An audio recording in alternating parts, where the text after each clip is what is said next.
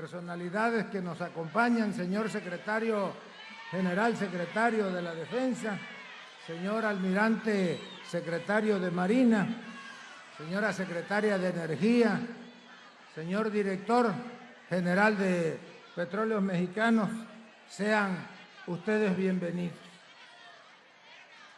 No quiero extenderme mucho, solamente darles la más cordial de las bienvenidas a esta tierra.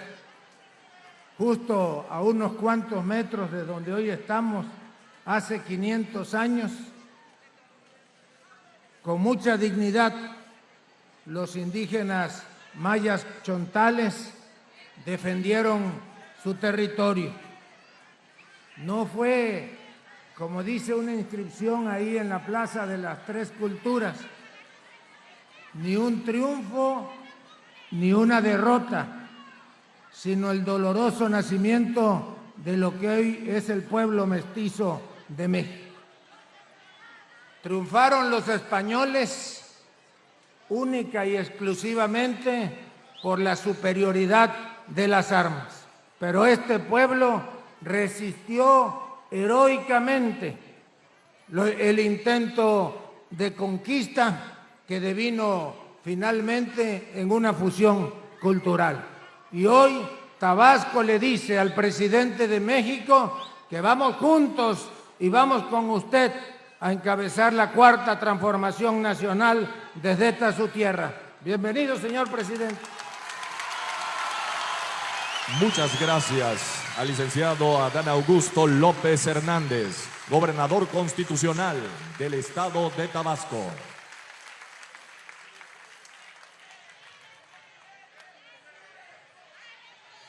Y ahora los invito a escuchar la reseña de la batalla de Centla, a cargo de la doctora Beatriz Gutiérrez Müller, esposa del presidente constitucional de los Estados Unidos mexicanos.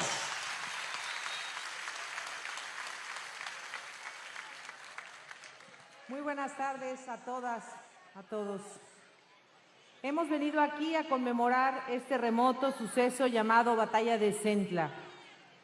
Y justo aquí, en frontera, porque de acuerdo con lo que sabemos hoy, por este río habrían desembarcado los españoles y el encuentro con los chontales de Tabasco terminaría en una ofensiva con muchos muertos. Estamos, pues, conmemorando el 5º centenario de la primera batalla de indígenas mexicanos frente a la Armada de Hernán Cortés. Es difícil precisar si este primer enfrentamiento armado ocurrió un 23 o 24 de marzo, pero varios investigadores creen que es muy aproximado en el tiempo que la rendición de los indígenas tabasqueños haya ocurrido el 25 de marzo, es decir, un día como hoy, pero de hace 500 años. Lo relevante, sin embargo, no es el día puntual, sino la profundidad de este acontecimiento. Como es de todos conocido, en 1521 cayó Tenochtitlán y México comenzó un largo periodo colonial de 300 años como virreinato de la Nueva España.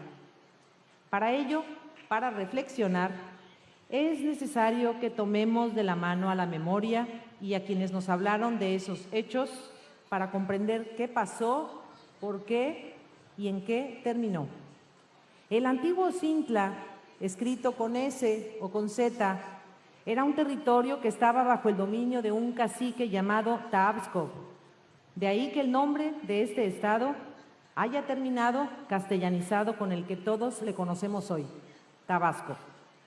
Centla o Centla en náhuatl significa lugar del maíz maduro todavía unido a la mazorca. El dominio maya del señor indígena era fuerte y poderoso en toda la zona, también conocida como Potonchán. Todo alrededor del río Grijalva.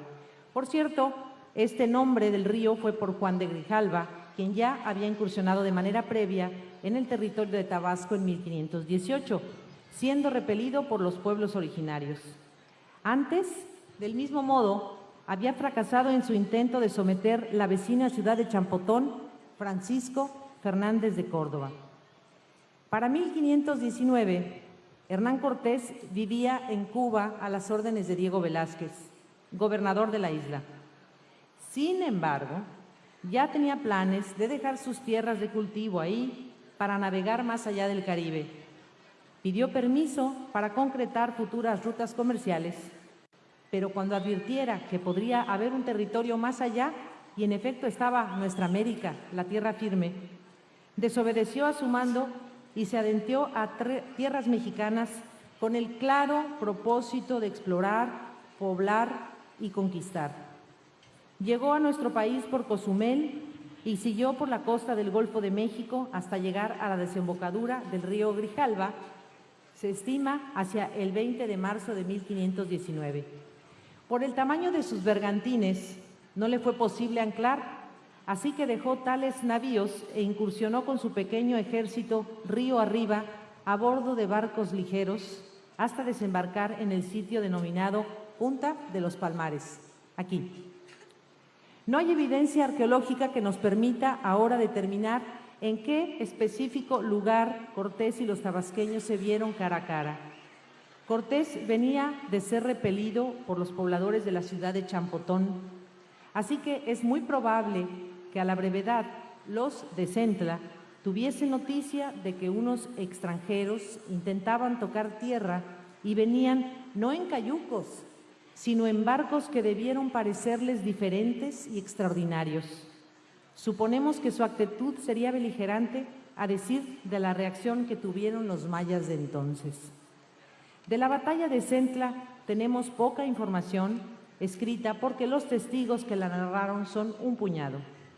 El principal es Bernal Díaz del Castillo, quien legó para siglos su monumental Historia verdadera de la conquista de la Nueva España. Hay también algunas referencias en la conocida como Carta de Veracruz de 1520 y en los memoriales de Andrés de Tapia, Fray Francisco de Aguilar y Bernardino Vázquez de Tapia. No testigos, pero sí contemporáneos a los hechos, otros pocos, sumados a otros historiadores y cronistas como Antonio de Herrera, Francisco López de Gómara, Jovio y más. Pues bien, aquí los hechos que ocurrieron en un resumen. Los soldados y ayudantes de Hernán Cortés eran 400, otros dicen que 500 o hasta 570.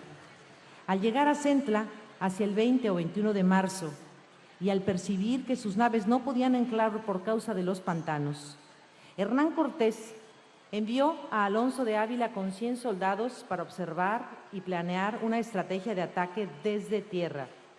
El traductor del castellano al maya era Jerónimo de Aguilar, quien ya tenía algunos años viviendo en la región y sabía la lengua. Luego, la traductora sería Marina o la Malinche, como van a escuchar. Para legalizar el ataque que planeaba, Cortés levantó un acta encargada al escribano Diego de Godoy para dar fe de los hechos. Esto es importante porque la ley de aquel tiempo, practicada en Europa, era la de la guerra justa. De manera muy breve, les digo que consistía en hacer un llamamiento a la rendición y requerir la paz, o sea, el sometimiento. Si no se subordinaban los rebeldes, se establecía la culpa y así se justificaba pues una guerra justa con derecho a la indemnización. Algunos historiadores afirman que la reacción de los chontales fue inmediata. No le aceptaron nada a Aguilar y se embravecían más y más, amenazando con matar a todos los españoles si se atrevían a bajar de sus naves y atacar a su pueblo. Andrés de Tapia y Bernal Díaz, testigos de la Armada de Cortés, así lo escribieron. Según López de Gómara, estaban afirmados en 5 escuadrones de 8,000 soldados cada uno. Según Bernal, no eran 24, sino 12,000 guerreros. Francisco de Aguilar llegó a contar incluso 40,000. Así que Cortés decidió esperar y el 23 o 24 atacó la ciudad de Potonchán. La estrategia de guerra de los indígenas, narrada por Antonio de Solís, consistía en pintar su cara y su cuerpo a manera de parecer espantosos y hacer huir a sus adversarios. Si esto no lo lograban, seguían gritos al unísono, sin interrupción, que perturbaban a los enemigos. Díaz del Castillo añadió que además de los gritos, intimidaban tañendo trompetillas, tocando tambores, caracoles y atabalejos. Así que Cortés fue recibido en son de guerra y los mayas no aceptaron a los negociadores de Cortés. Como según la guerra justa no hubo rendición de manera verbal, el soldado español planeó el ataque. Según Antonio de Solís, Cortés dejó los 13 bergantines en el mar y a través de barcos pequeños, de bajeles, penetró en medio de los pantanos. Cuentan que tambaleándose en esas aguas, perdió un zapato y así guerreó descalzo de un pie. Mandó bajar de los barcos grandes unos escudos que resistían las flechas, porque los chontales tenían por arma principal el arco, los dardos y las piedras. Comenzó la batalla casi cuerpo a cuerpo. En medio de los pantanos y con aquel ardor beligerante, los chontales se aproximaron en sus canoas a los barquitos españoles. Las flechas eran lanzadas y los españoles las esquivaban si podían. Los españoles tenían en su contra el moverse entre los pantanos y esquivar una gran cantidad de manglares, además de la humedad y el calor tropical, mientras que los indígenas tenían en contra el uso de la pólvora y de las armas que emplearon los españoles, como los falconetes, arcabuces y ballestas, además de las espadas y los 13 o 15 caballos que habían traído de Cuba. Mientras este combate ocurría, Cortés había enviado a Alonso de Ávila a tomar la población que estaba a unos metros. Esta ciudad, según Antonio de Solís, se hallaba fortificada y era redonda. La muralla estaba hecha de troncos de árboles robustos, fijos en la tierra, pero tan apretados que servían para repeler las flechas en caso de agresión. Según Solís, a cada tanto tenían 2 a 3 garitas o castillejos, de manera que estrechaban el paso y servían para controlar las entradas y salidas. Flechas, varas y piedras, tiros de pólvora y cortes de espada en la infantería, solo protegidos por una cota de malla, se producían sin cesar hasta que, según López de Gómara, ya casi derrotados los españoles, apareció un tal Francisco Morla en un caballo rucio picado y arremetió contra los indígenas. Las fuerzas de caballería causaron tal impresión que se arredraron. Recuérdese que muchos españoles, no todos, portaban con su escudo y traje de caballero una armadura de acero que llegaba a pesar, si estaba completa cubriendo el cuerpo, unos 28 kilogramos. Ante aquella simbiosis de caballo, con un militar encima de él, jineteándolo, embravecido, muchos chontales huyeron espantados, según López de Gómara. Creían que caballo y caballero eran todo en uno, como los antiguos centauros. Aquí un fragmento de López de Gómara. Tornó entonces el de caballo por tercera vez e hizo huir los indios con daño y miedo. Y los peones arremetieron a sí mismo, hiriendo y matando. A esta sazón llegó Cortés con los otros compañeros de caballo, harto de rodear y de pasar arroyos y montes que no había otra por todo aquello. Dijéronle lo que habían visto hacer a uno de a caballo y preguntaron si era de su compañía. Y como dijo que no, porque ninguno de ellos había podido venir antes, creyeron que era el apóstol Santiago, patrón de España. Entonces dijo Cortés: adelante, compañeros, que Dios es con nosotros y el glorioso San Pedro. Pero Bernal escribió lo siguiente en contra de la versión de López de Gómara: digo que todas nuestras obras y victorias son por mano de nuestro Señor Jesucristo, y que en la batalla había para cada uno de nosotros tantos indios que a puñados de tierra nos cegaran, salvo lo que la gran misericordia de nuestro Señor en todo nos ayudaba. Y pudiera ser que los que dice Gómara fueran los gloriosos apóstoles Señor Santiago o Señor San Pedro, y yo, como pecador, no fuese digno de verlo. Lo que yo entonces vi y conocí fue a Francisco de Morla en un caballo castaño y venía juntamente con Cortés. Así las cosas. Andrés de Tapia mencionó al misterioso caballo, pero no conoció a su jinete ni atribuyó la embestida al apóstol Santiago. Tampoco Bernardino Vázquez de Tapia. Los indígenas de América no conocían a los caballos ni a los jinetes. Cortés advirtió la eficacia psicológica de animales con sus soldados, escopeteros y ballesteros y ordenó que los 13 o 15 animales que viajaban con él fuesen echados al frente con sus respectivos caballeros y lanzó el último de los ataques. Los mexicanos tampoco conocían la pólvora y este fue el segundo plan. Según Díaz del Castillo, Cortés mandó poner fuego a una lombarda, un cañón, que estaba cebada y la tronó. La pelota iba zumbando por los montes, que como era mediodía y hacía calma, llevaba gran ruido y los caciques se espantaron de oírla. Poco a poco, ante el horror y estupefacción de aquella imagen de los caballos bramando, y cuando cayó la bala, los chontales perdieron fuerza y los más huyeron. Los muertos del flanco español fueron pocos, 2 o 3 y unos 70 heridos. Del flanco tabasqueño habrían muerto 300 indios o 18, varían cifras, y cientos de heridos. Cortés tomó la ciudad amurallada y frente a su templo, según Bernal Díaz, desenvainó su espada y dijo: 3 cuchilladas en señal de posesión de un árbol grande que se dice ceiba. Este árbol estaba en la plaza de aquel gran patio y dijo que si alguna persona lo contradecía, que él lo defendería con su espada y una rodela que tenía embrazada. Tras el encuentro armado hacia el 25 de marzo de 1519, ya conquistado el territorio, la armada de Cortés nombró a esta villa Santa María de la Victoria. Todo parece indicar en la desembocadura del arroyo El Coco y un poco antes de la desembocadura para llegar a Centla. Entre los hechos relevantes que ocurrieron ese día que se pactó la rendición, está el hecho de que Taapsco obsequiara a Cortés a 20 nativas, entre las cuales estaba Malintzin, Marina en español, una mujer que se convertiría en el tiempo en su traductor del maya al náhuatl, la lengua de los mexicanos. Y con ella, por cierto, Hernán Cortés tuvo un hijo, Martín, que nació en 1523. Acérquese. En la guerra todo es posible. Así fue vencido el gobierno de Tabasco. En los 29 meses siguientes, Cortés seguiría avanzando hacia Tenochtitlán, logrando la adhesión de varias ciudades mayas o nahuas hasta lograr su caída el 14 de agosto de 1521. Estamos a las puertas del 5º centenario de este acontecimiento. La derrota de los mexicanos implicó que nuestros ancestros fuesen gobernados por España durante 300 años. El 21 de septiembre de 2021, después de un largo periodo colonial, celebraremos ese bicentenario de la independencia y el surgimiento de la República Mexicana.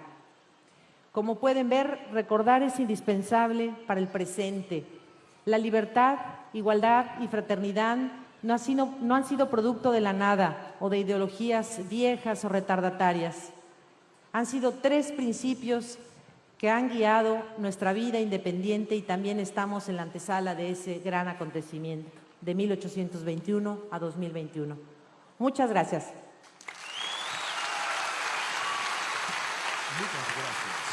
Muchas gracias, por supuesto, a la doctora Beatriz Gutiérrez Müller, esposa del presidente constitucional de los Estados Unidos mexicanos.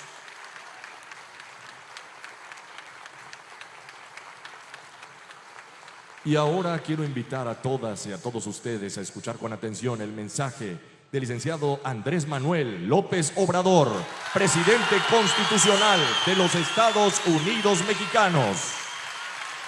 Amigas, amigos, paisanas, paisanos, me da mucho gusto estar de nuevo en mi tierra, en mi agua, en este día histórico.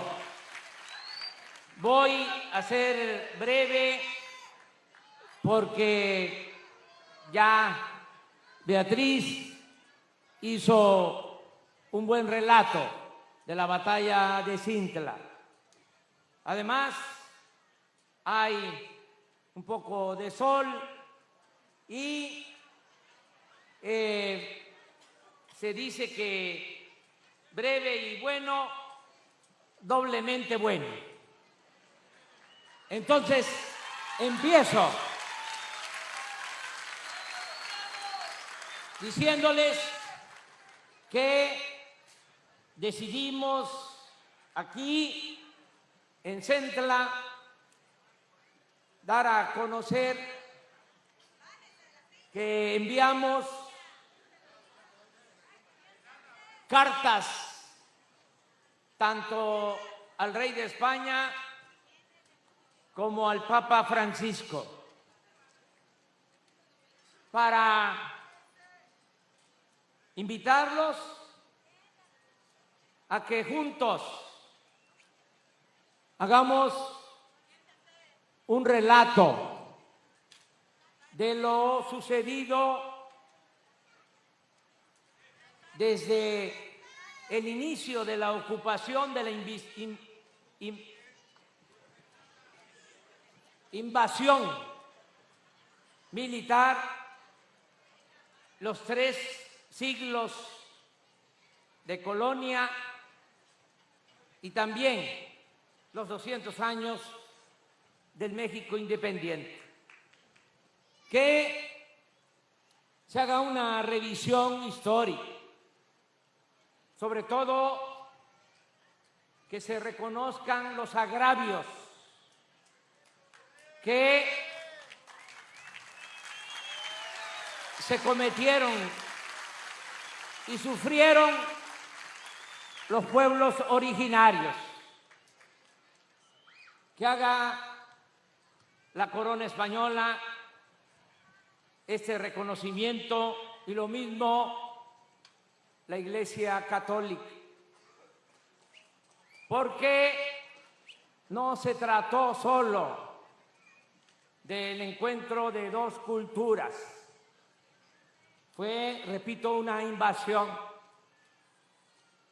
y se cometieron actos de autoritarismo, de avasallamiento, se asesinaron miles de personas durante todo este periodo. Se impuso una cultura, una civilización sobre otra, al grado de que se construyeron los templos, las iglesias católicas encima de los antiguos templos de los pueblos prehispánicos. También se excomulgó a quienes son los padres de nuestra patria, a Hidalgo y a Morelos. Todo esto debe narrarse, saberse, se debe de reconocer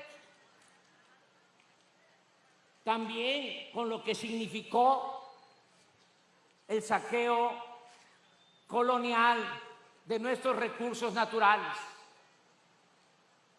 Pero no es el propósito resucitar estos diferendos, sino ponerlos al descubierto, no mantenerlos en el subsuelo como algo subterráneo, porque todavía, aunque se niegue, hay heridas abiertas. Y es mejor reconocer que hubieron abusos y que se cometieron errores. Es mejor pedir perdón y a partir de eso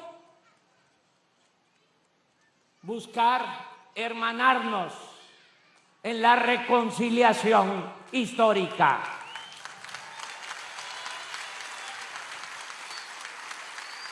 Eso es lo que le estamos pidiendo al rey de España, al Papa Francisco, que en el 2021, que se van a conmemorar 500 años de la toma de Tenochtitlán y 200 años de nuestra independencia, podamos hacer un acuerdo general a partir del perdón y buscando la reconciliación histórica.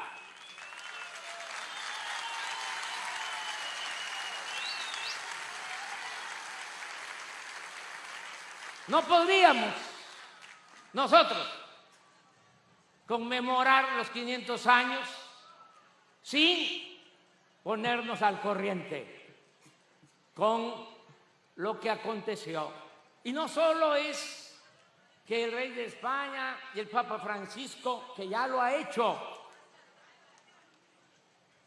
en otros países, lo hizo en Bolivia, queremos que lo haga también en México.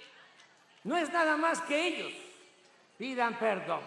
Yo, en nombre del Estado mexicano, voy también a pedir perdón por los abusos que se cometieron en estos últimos 200 años, sobre todo por la opresión a las comunidades indígenas, a los pueblos originarios. Pedir perdón por el exterminio que hubo de los pueblos yaquis durante el Porfiriato. Pedir perdón por la represión a los pueblos mayas y también pedir perdón porque tanto en el Porfiriato como en la Revolución hubo exterminio de la población china que trabajaba en nuestro país. Miles de chinos asesinados.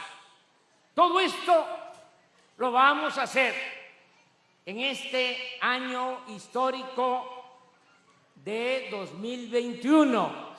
Y aquí en Centla se pone de manifiesto y pronto el Consejo para mantener nuestra memoria histórica, para no perder nuestra memoria histórica, va a convocar a un grupo de mexicanos, mujeres y hombres, de todas las expresiones del pensamiento, para que vayan preparando esta acción conjunta que queremos llevar a cabo con España y con la Iglesia Católica. Esto es lo que queríamos manifestar aquí en Centla y por eso estamos con ustedes, paisanas, paisanos. Termino este tema para entrar en otro que tiene que ver con los compromisos de cambio y de transformación para Tabasco y para México. Vengo a decirles que vamos a cumplir todos los compromisos. No les vamos a quedar a deber nada a nuestro pueblo.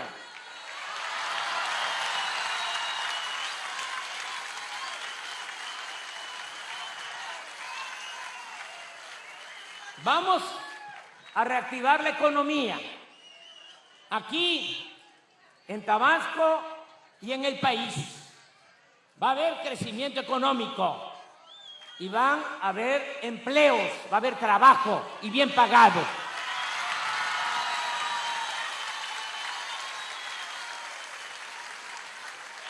Ya en este litoral del Golfo ya comenzamos, ya se han firmado alrededor del 80% de los contratos para exploración y perforación de pozos petroleros, en tierra y en aguas someras. Aquí enfrente, aquí en este litoral de Tabasco, aquí en frontera, se van a explotar nuevos yacimientos, nuevos campos, y va a haber trabajo en frontera y en Tabasco, en la industria petrolera.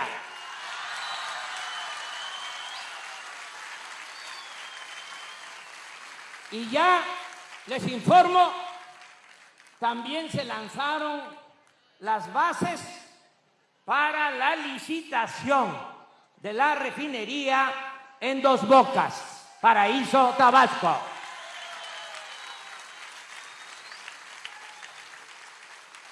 En un mes se resuelve sobre el contrato principal de la refinería y yo espero que en 2 o 3 meses empiecen los trabajos en la refinería, porque tenemos 3 años nada más para terminarla.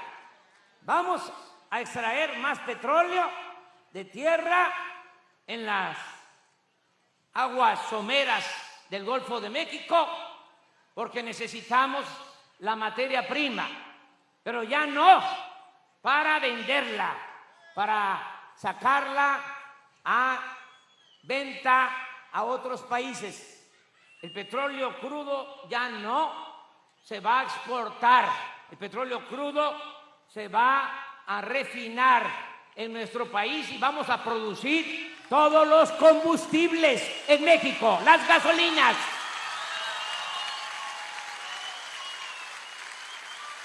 Ese es el plan. Por eso quise que me acompañaran Octavio Romero Oropeza, director de Pemex, y la secretaria de Energía, Rocío Nale. Los dos están trabajando de común acuerdo. Octavio tiene como tarea extraer petróleo, nada de que 1.700.000 barriles diarios, no, 2.500.000 barriles diarios, esa es la meta.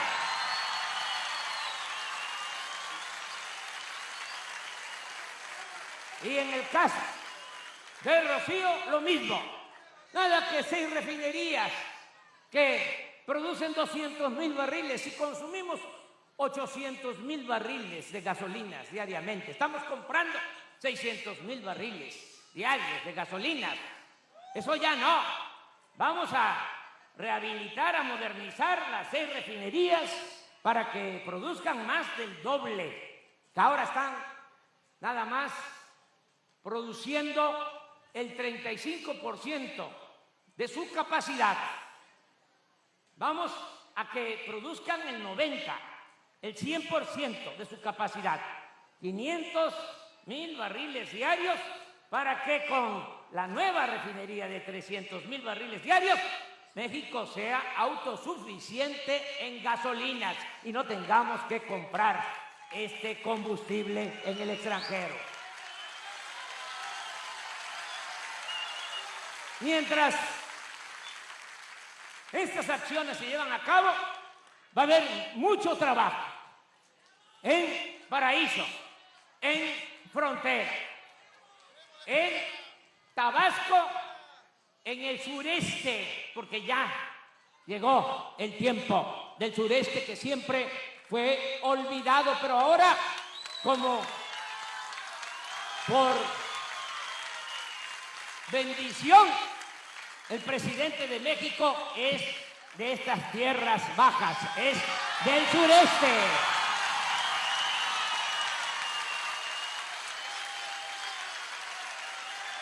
Algunos a lo mejor no lo saben, no está de más decir, pero aquí en frontera nació mi madre, nació Manuelita. Por eso me da mucho gusto estar aquí y decirle a toda la gente que vamos a cumplir todos los compromisos. Ya empezamos con los adultos mayores. Ya no están recibiendo 1.160 pesos, sino 2.550 pesos.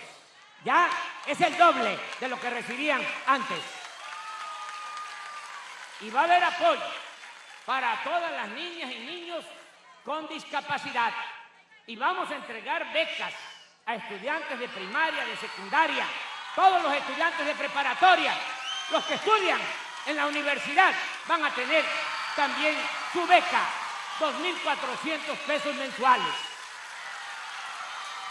Y los jóvenes, que se escuche bien, que se oiga lejos, todos los jóvenes van a ser contratados, van a trabajar como aprendices y se les va a pagar 3.600 pesos mensuales. Ese es el compromiso y lo vamos a cumplir.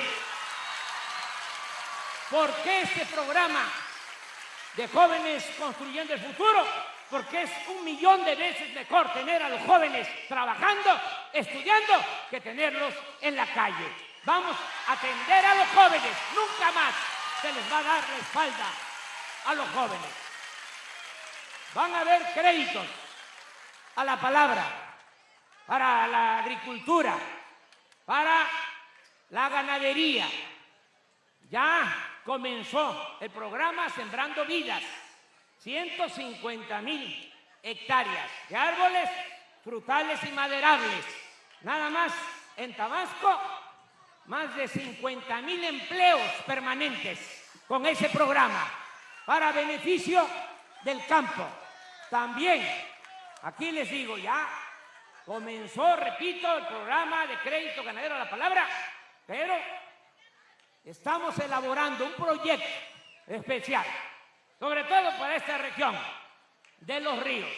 Vamos a impulsar una cuenca lechera, porque ya no se puede seguir produciendo la leche en las zonas desérticas donde no hay agua.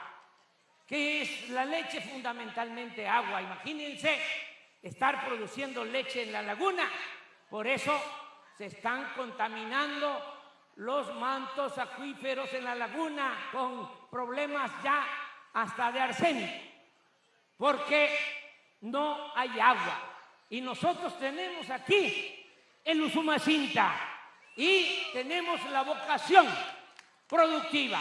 Vamos a impulsar mucho todo lo que es la ganadería lechera y vamos a producir aquí en los ríos la leche que ahora se está importando, se está comprando en el extranjero, se va a producir en esta región del país, Chiapas y Tabasco.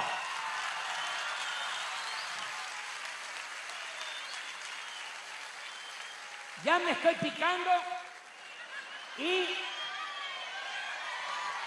no puedo hablar más porque me estoy contradiciendo. De que para qué hablar tanto. Nada más decirles, paisanos, que no les voy a fallar. Nunca, jamás. No se preocupen sobre el presupuesto. Va a rendir el presupuesto porque ya se acabó la corrupción. Ya no se tolera la corrupción. Se va a acabar la corrupción y se va a acabar la impunidad para siempre. Me canso, ganso.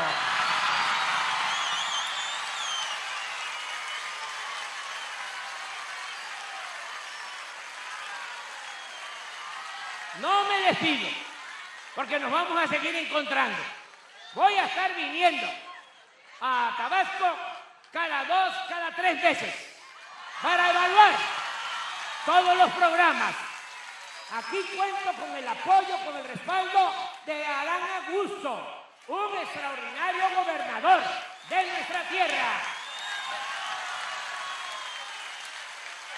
Muchas gracias a campesinos, a obreros, a comerciantes, a pescadores. Muchas gracias a los empresarios que están aquí acompañándonos. Necesitamos la unidad de todo el pueblo para sacar del atraso a Tabasco, sacar del atraso a nuestro querido México. ¡Que viva Tabasco! ¡Viva México! ¡Viva México! ¡Viva México! ¡Viva México! ¡Viva México! ¡Viva México! ¡Viva México! ¡Viva México! ¡Viva México! ¡Viva México! ¡Viva México! ¡Viva México! ¡Viva México! ¡Viva México!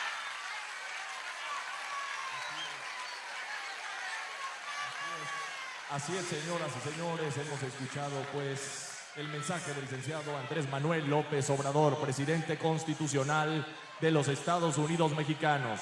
Quiero invitar a todo el público a estar de pie en este momento, por favor, descubrirse de sombreros o gorras, ya que entonaremos todos juntos nuestro glorioso himno nacional.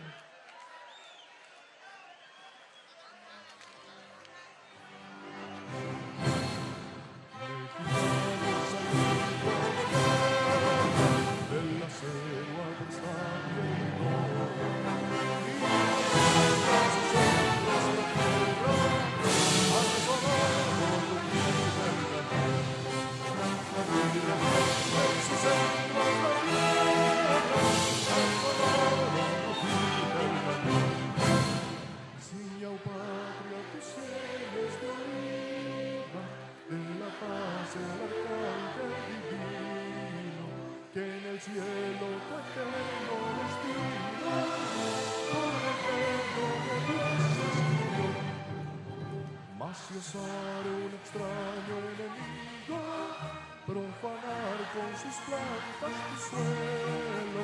Piensa, oh patria querida, que el cielo un soldado en cada hijo te dio. Un soldado en cada hijo te dio.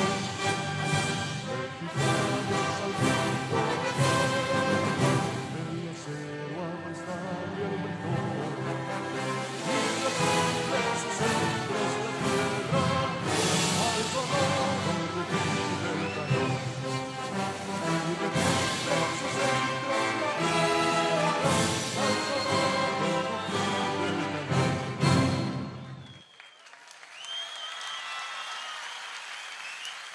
Así es, señoras y señores, agradecemos la presencia de nuestras autoridades, el habernos acompañado del licenciado Andrés Manuel López Obrador, presidente constitucional de los Estados Unidos mexicanos.